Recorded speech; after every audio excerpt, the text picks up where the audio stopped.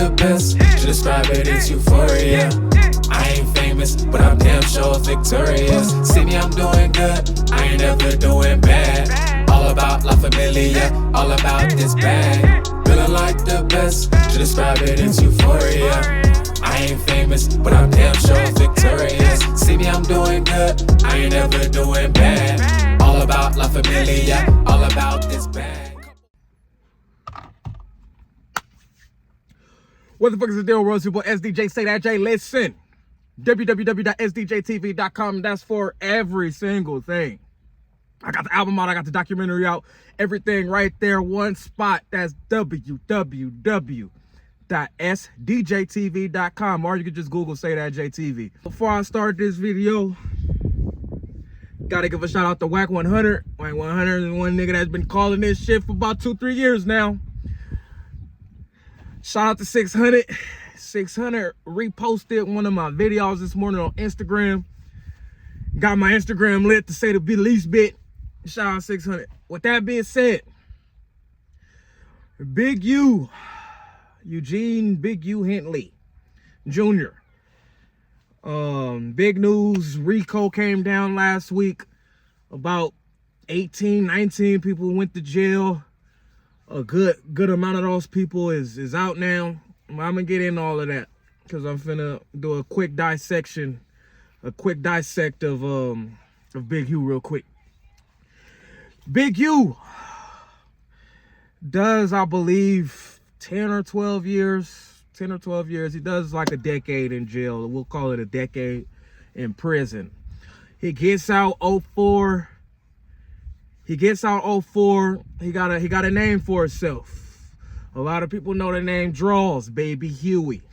A lot of people know that name ring bells.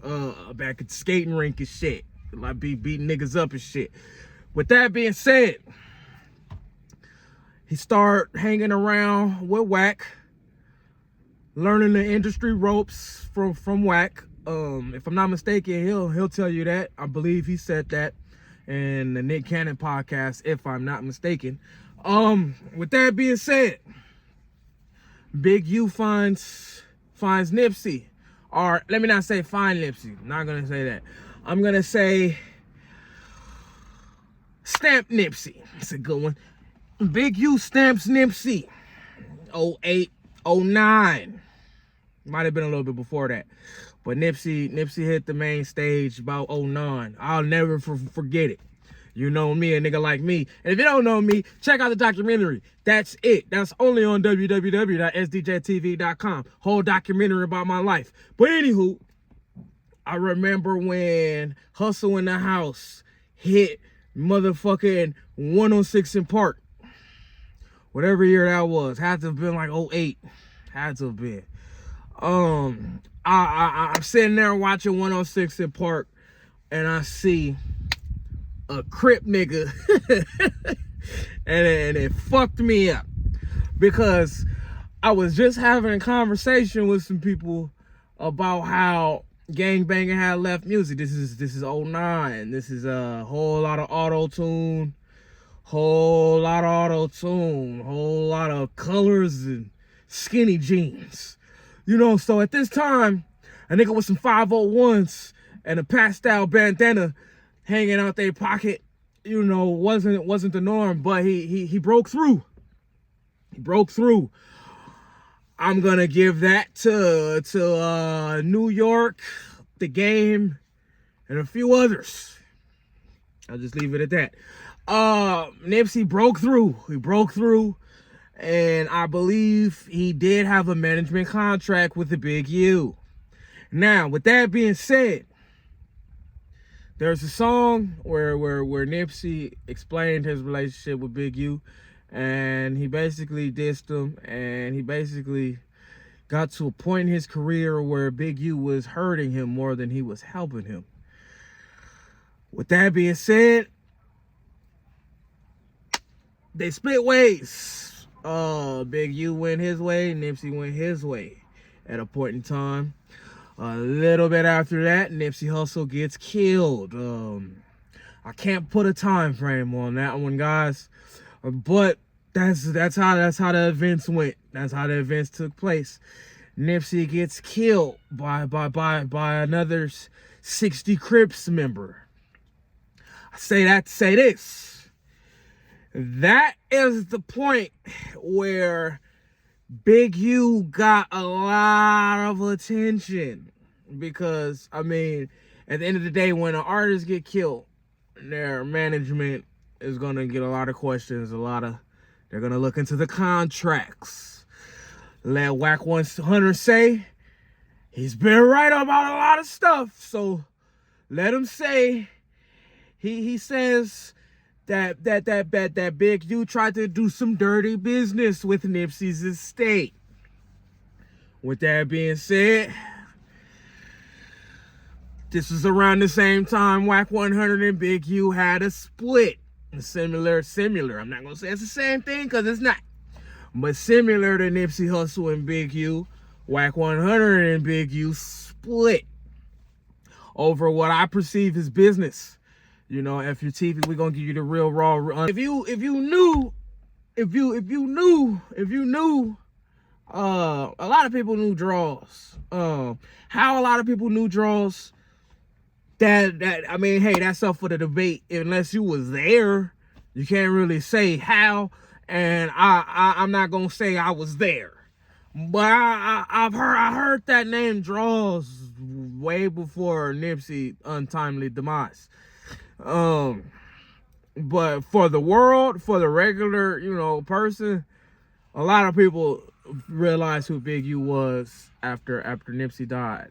I do not believe Big U attended the funeral. Before Nipsey died, let me set this straight. I believe they had not came together, but made sort of an amends. I don't think they were on the worstest of terms when Nipsey died, but they definitely, I could strongly say it couldn't have been anything business-wise related to those two guys. I would highly doubt that there was any business, when Nipsey died. With that being said, fast forward, Big U allegedly tries to steal or tries to do some shady business. Let's just say shady business with Whack 100 involved. And that's the wrong thing to do. Whack is a very bad person to cross. I wouldn't cross Whack if I was any of these people. With that being said, a whole shitstorm of shit start coming out about Big U. He's beating pregnant women up. He's killing young niggas. He's extorting niggas, shaking niggas down, doing this shit, making change come out of niggas' pockets. Just hurting the streets. Just putting pain on the motherfucking streets, man. Now, me personally, I'm an IE nigga. For all the people that don't know, IE, I'm about an hour and a half with some traffic away from LA. So I couldn't tell you. But if you go off of what motherfuckers say, and you go off of what, that paperwork say in that complaint, he was putting a lot of pain in the streets, y'all. And he used certain people, and I'm gonna do my signature right now that I'm not gonna just name just yet. But he used certain muscle, certain people to get this job done, to get these jobs done, allegedly. I say that to say this. All right. Another cheap plug real quick. I told how I met Big U. I did a fucking, when the day did all this shit dropped, I dropped a video with Champ. Make sure y'all scroll down a video or two and y'all check that out. But I met Big U 2022. I say that to say I don't want to see nobody in jail. I don't want to see nobody in jail, especially if a motherfucker look like me. With that being said, Big U right now is in federal custody for Rico.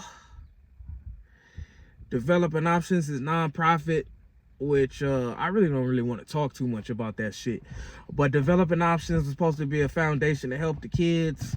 Allegedly, let the feds tell it, he was taking the money and using that shit on shit he shouldn't have been using that shit on. Now, more is to be said, more will come out on this. I will definitely, I'm back, baby. I will definitely be covering this shit, man, as much as I can. I just don't want to get too much far into the details right now because a lot of details is still sketchy. The indictment has not dropped yet. It's only off a complaint, y'all. So with that being said, stay the fuck tuned, man, because with this West Coast media shit, oh yeah, it's over. It's over. Like, comment, subscribe. Talk to me, I talk back. If I'm mistaken, you know, we're gonna put the graphics and stuff up there, but Gary was the murder capital. Did you know that? Gary was the murder capital for a long time, or for a couple years at least. It was also the beginning of a journey that would shape his life forever. It was in Moreno Valley that he reconnected with his cousin, Young B the Future. Andy Milanakis, Daz, and Lil Half Dead, known now as .5.